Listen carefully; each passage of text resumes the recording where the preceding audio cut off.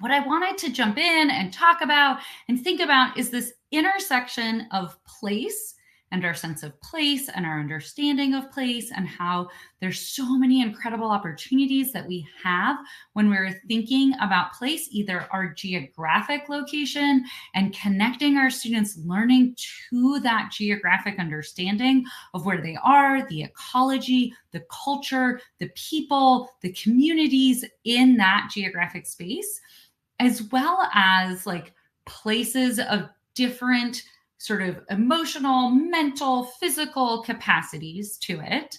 We all exist in places. And data, something that we often use to collect information about, make observations about our places, our spaces, different things like that. Because I am part of a couple incredible projects, and I'm like hearing about other incredible projects where people are doing some really fascinating, awesome work at this intersection.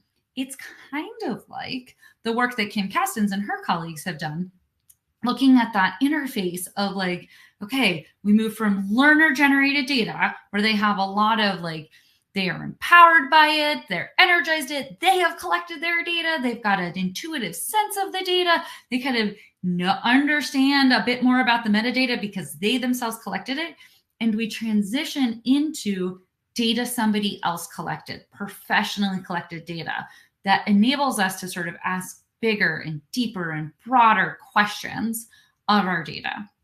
Thinking about this intersection of place and data, place is a way that we can sort of situate ourselves, we can personalize the learning, we can engage our learners, all of these great pedagogical pieces that we are integrating into our classrooms every day, and think about, and how does data fit into that?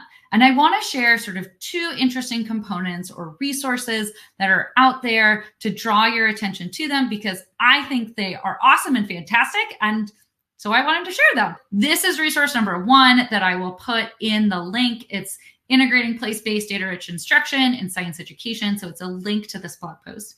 The other one is a NSF-funded project where they're doing a whole host of sort of super cool science on the Santa Cruz River in Arizona, and all these incredible opportunities for teachers to engage in that resource and develop a bunch of different resources, activities, lesson plans, and things like that, and purposely looking at this integration, this intersection of place and data, and helping students in the Arizona area learn about their communities, their watersheds, their ecosystems, and then thinking about it in different ways. And on their website, you can go to learn and then educators and go through, and you can get to this Santa Cruz River lessons and activities. I'll put this direct link in.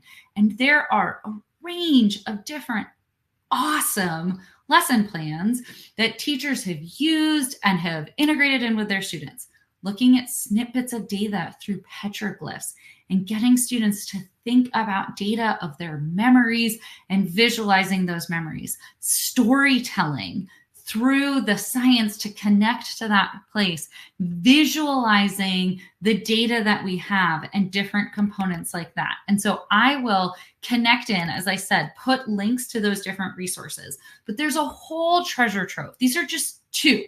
One's a little more like, let's think about it theoretically, like why is this important? One is a direct link to awesome lesson plans that teachers have been writing to think about like connecting students to using data to their place and different pieces like that.